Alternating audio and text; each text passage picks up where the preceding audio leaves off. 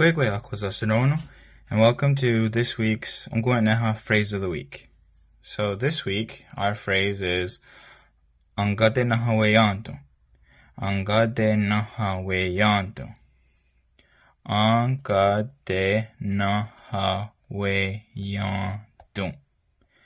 Kanien'keha. So, altogether, this word means I will put away or store seeds, and we're going to break down how it means that.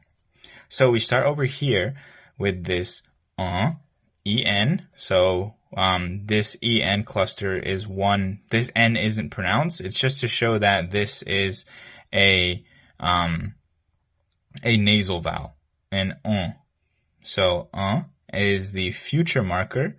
Basically means that this verb is now in the future tense, meaning that it will happen. It will happen, something along that lines.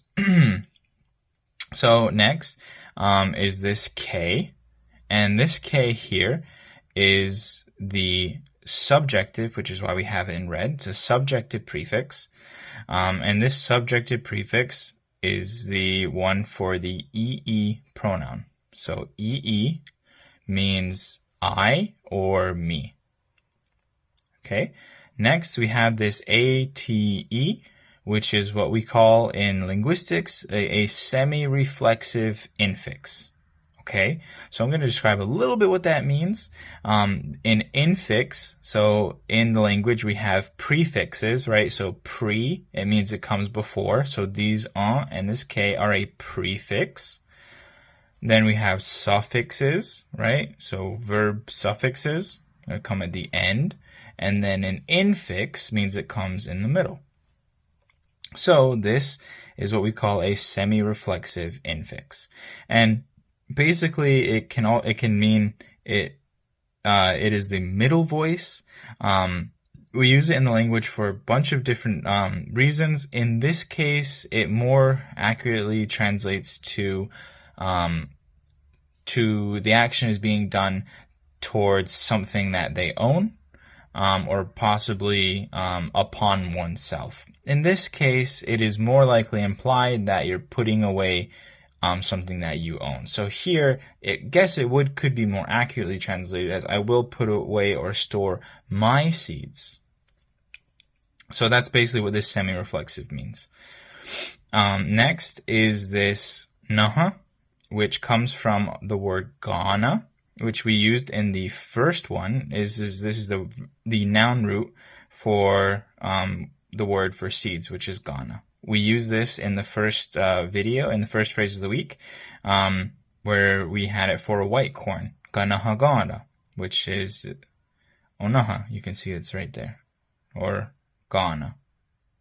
And this HA kind of comes out when you use the verb root. So that's why you might hear onaha or you might hear gana. Gana is the dominant form in Mohawk. So next is this weyantu, and it comes from the word gadeweyantus, which means I put away. And here you can see this ATE is the same exact ATE that's here.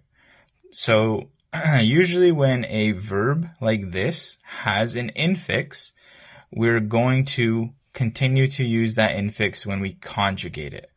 So if you could imagine, we are to conjugate this word into putting away seeds, we're just moving this noun root here and placing it right here. Right? And look at that. Kate, Kate, and then weyantus. We're literally putting the noun root for seeds, which is NENHA, right in there. So, gadeweyantus means I put something away. In this case here, because we're putting this in the future tense, whenever you change the tense into future, there we have three,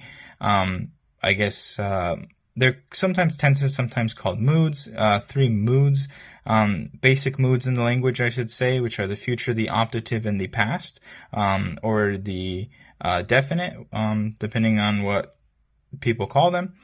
Every time that we use one of these three moods, we have to use this aspect marker. So in this case, it's a glottal. So this basically means that it is now in a different tense, or linguistically, we sometimes could call it a mood. It's debated whether we have the tenses or moods in the language. So we just say that this is more of an aspect marker. So this is telling you that it's taking the form of either the future tense, the optative tense, or the definite tense. So altogether, this means that I will put away or store basically seeds, or my seeds. It could be implied that they're the seeds that you that you made yourself, or you're putting them away for yourself, something along those lines. But a more simple translation will just be, I will put away or store seeds. Kanien'keha.